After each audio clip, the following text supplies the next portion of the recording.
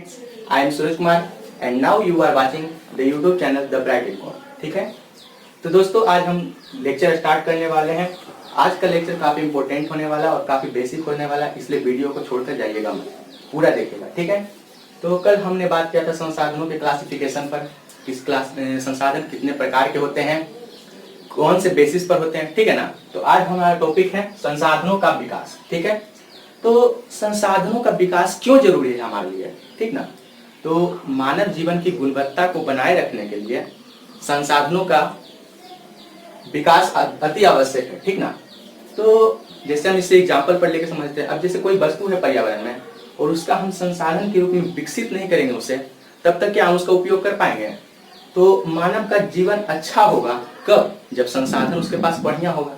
ठीक है ना, तो इसलिए संसाधन का विकास क्या है, अति आवश्यक है। ठीक ना, तो संसाधन का विकास मानव की गुणवत्ता को बनाए रखता है। ठीक ना, मानव जीवन की गुणवत्ता को बनाए रखता है। तो मानव ने सोचा कि संसाधन प्रकृति की ही देन है, इसलिए वो क्या किया, संसाधनों का बहुत ही ज्यादा उपयोग करने लगा।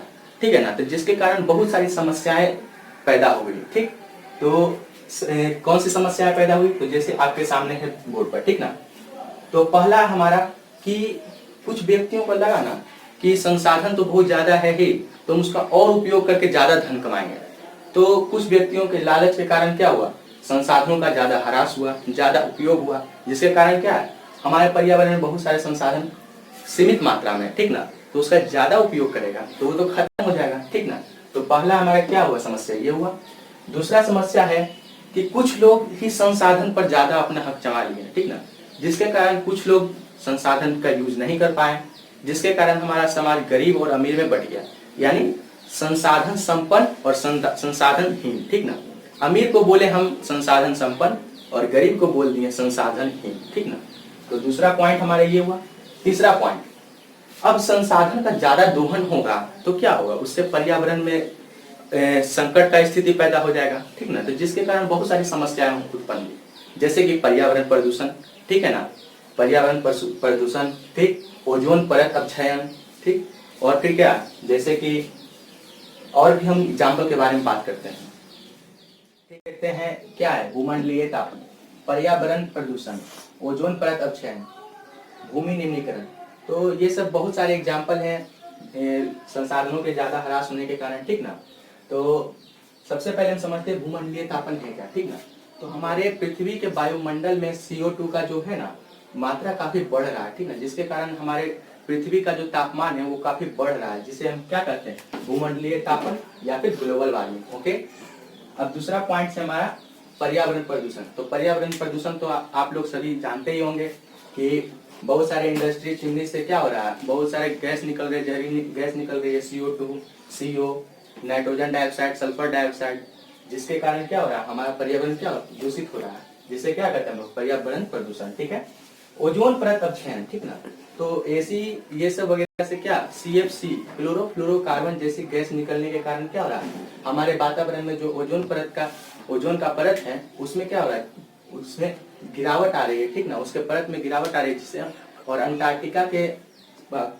के ऊपर जो ओजोन का परत है वो काफी पतला हो गया, जिसे हम ओजोन परत छेद के नाम से जानते हैं। ठीक ना, तो इसे ही हम क्या कहते हैं, ओजोन परत अपक्षयन। ओके, लास्ट है हमारा भूमि निम्नीकरण। तो भूमि निम्नीकरण क्या है, तो वायु और जल के माध्यम से जो भूमि का कटाव हो रहा है ना, कटाव हो रहा है मतलब कि एक जगह से भूमि का, ठीक ना, एक जगह पर भूमि का वायु और जल के द्वारा संसाधनों के विकास टॉपिक से हम एक क्वेश्चन करने वाले हैं। ठीक है ना, तो वो अक्सर बोर्ड एग्जाम में पूछे जाते हैं और इस बार बोर्ड एग्जाम में ये क्वेश्चन पूछा जा चुका है। ठीक है, तो क्वेश्चन देखते हैं, संसाधनों का समाज में न्याय संगत बंटवारा के महत्ता का वर्णन करें।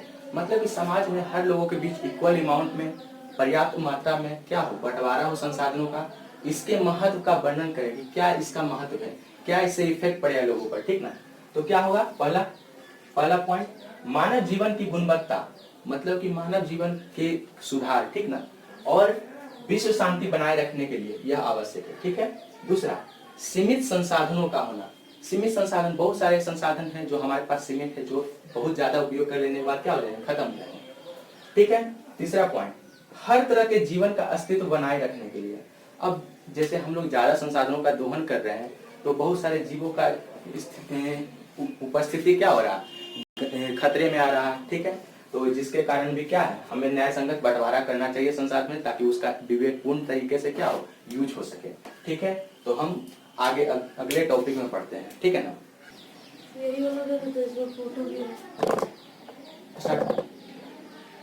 भूमि निम्नीकरण से कुछ इंपोर्टेंट टर्म हम लोग देखते हैं। ठीक ना। तो पहला टर्म है हमारा अपक्षय। तो अपक्षय क्या है, जिसका इंग्लिश में मीनिंग होता है बेदिंग। ठीक ना। तो भौतिक या फिर रासायनिक प्रक्रिया द्वारा चट्टानों का टूटना ही क्या कहलाता है, अपक्षय कहलाता है। ठीक है, यह एक स्थिर प्रक्रिया है। ठीक ना, कि कोई भी चट्टान का टूट कर पार्टिकल जो कण होता है वो वहीं पे रह जाता है, वो बह कर एक जगह से दूसरे जगह नहीं जाता। ठीक है। दूसरा टर्म है हमारा अपरदन। ठीक, जिसको इंग्लिश में कहते हैं क्या, इरोजन। जल एवं वायु के द्वारा, ठीक ना, जल एवं वायु द्वारा भूमि के कटाव के प्रक्रिया को क्या कहते हैं हम लोग, अपरदन। ठीक है। तीसरा पॉइंट है निक्षेपण यानी डिपोजिशन। डिपोजिशन मतलब क्या, डिपोजिट मतलब जमा करना। तो मतलब क्या होगा, जो मिट्टी कटा होगा, जो मिट्टी कट के कहीं से आया होगा, उसका किसी स्थान पर जमा होना, इसी को तो कहते हैं हम लोग निक्षेपण। ठीक है, अपरदित कणों का किसी दूसरे स्थान पर जमा होना क्या कहलाता है, निक्षेपण। ठीक है, निक्षेप, तो जो अपरदित कण होता है ना, जो अपरदित कण किसी दूसरे स्थान पर जमा होता है, उसी को हम लोग क्या कहते हैं, निक्षेप कहते हैं। ओके, ठीक है। निक्षेपण जो है यह एक प्रक्रिया है। ठीक है ना, और निक्षेप जो है उस कण को कहते हैं जो कि क्या होता है, निक्षेपण की प्रक्रिया को पूरा करता है। ठीक है। अब देखो अपक्षय और अपरदन में डिफरेंस। ठीक है ना। तो अपक्षय क्या है, चट्टानों का टूटना, सिर्फ चट्टानों का टूटना। ठीक है। और अपरदन क्या है, चट्टानों का टूट करके या फिर भूमि का कटाव होकर के एक जगह से दूसरे जगह चले जाना। ठीक है ना। तो अपक्षय क्या है, एक स्थिर प्रक्रिया है, जबकि ये क्या है, एक गतिविधि है। अगला टॉपिक है सतत पोषणीय विकास, सस्टेनेबल डेवलपमेंट। ठीक है, आइए हम लोग इसे समझते हैं। तो जब विकास पर्यावरण को बिना नुकसान पहुंचाए हो और वर्तमान विकास की प्रक्रिया भविष्य की पीढ़ियों की आवश्यकताओं की अवहेलना नहीं करती है, तो इसे हम लोग क्या कहते हैं, सतत पोषणीय विकास। ठीक है। तो जब भी विकास होता है ना और पर्यावरण को नुकसान बिना पहुंचाए होता है, तो इसे हम लोग क्या कहते हैं, सतत पोषणीय विकास। और उसमें एक और बात का ख्याल रखा जाता है कि वर्तमान विकास की पीढ़ी होती है ना, वो क्या करे, भविष्य की पीढ़ियों की आवश्यकताओं की अवहेलना नहीं करती है। ठीक है।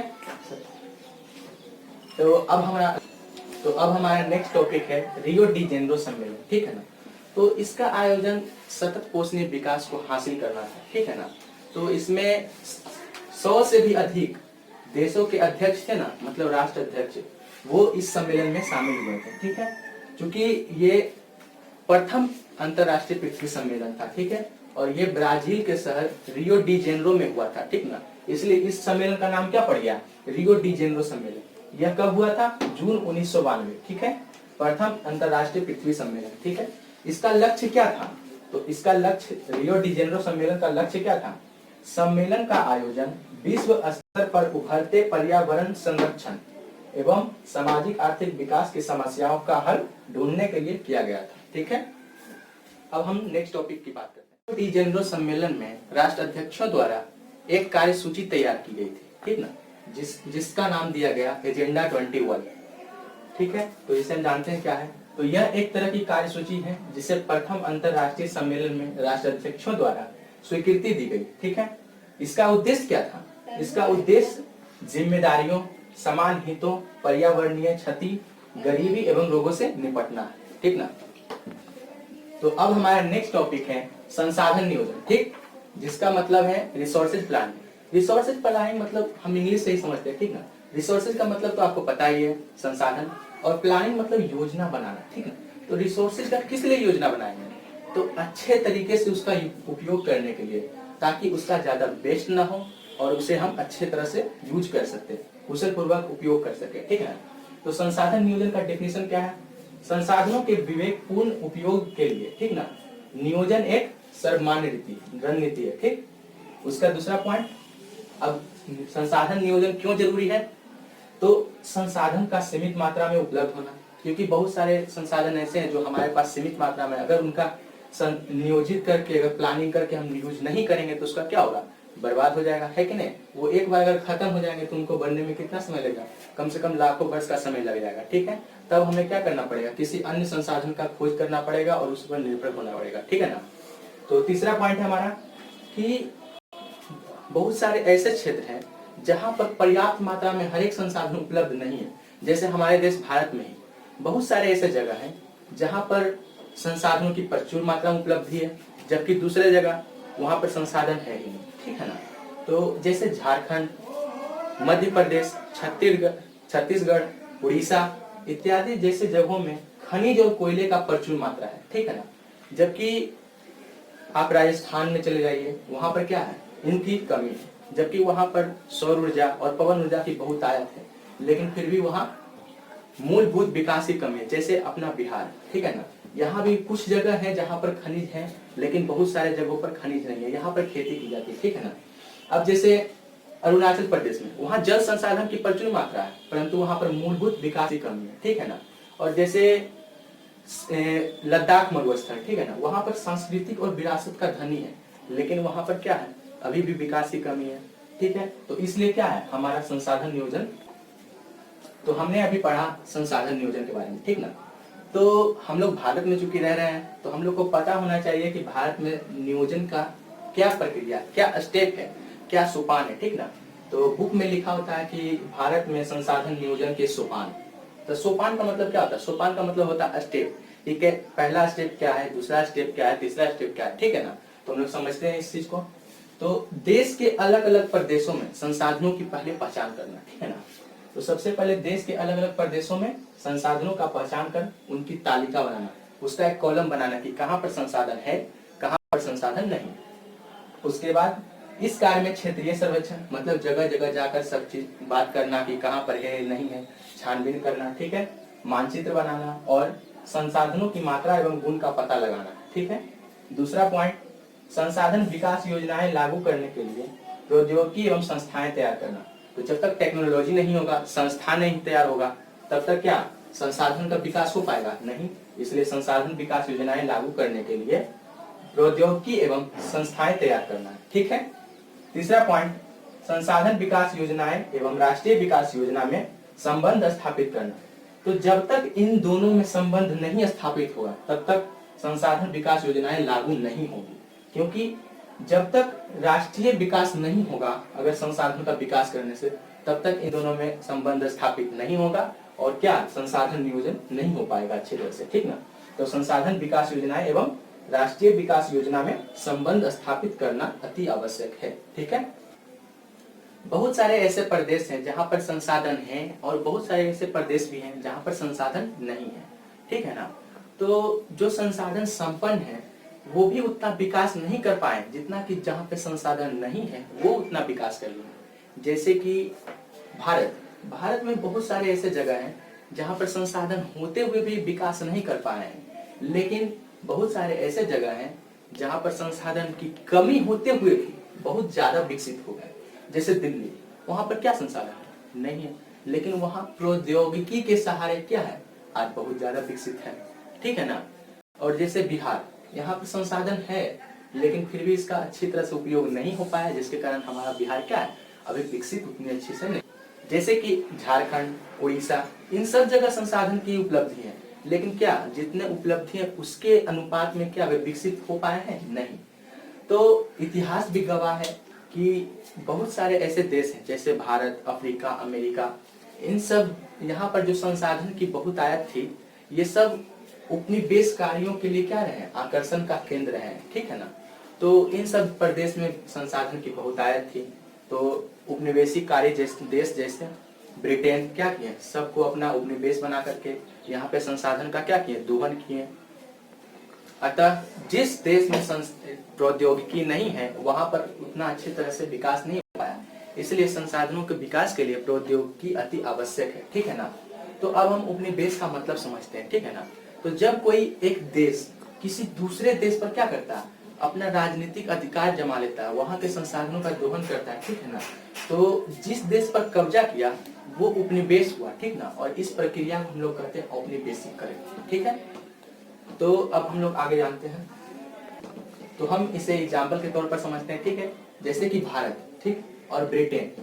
भारत में बहुत ज्यादा संसाधन थी, ठीक, और ब्रिटेन क्या हुआ, व्यापार के माध्यम से यहाँ आया और धीरे धीरे धीरे धीरे क्या हुआ, यहाँ के शासन पर अपना कब्जा कर लिया, अपना आधिपत्य स्थापित कर लिया और फिर यहाँ के संसाधनों का दोहन किया और इस तरह क्या हुआ, भारत ब्रिटेन का उपनिवेश बन गया, ठीक है ना। और इस प्रक्रिया को हम लोगों ने उपनिवेशीकरण का नाम दिया।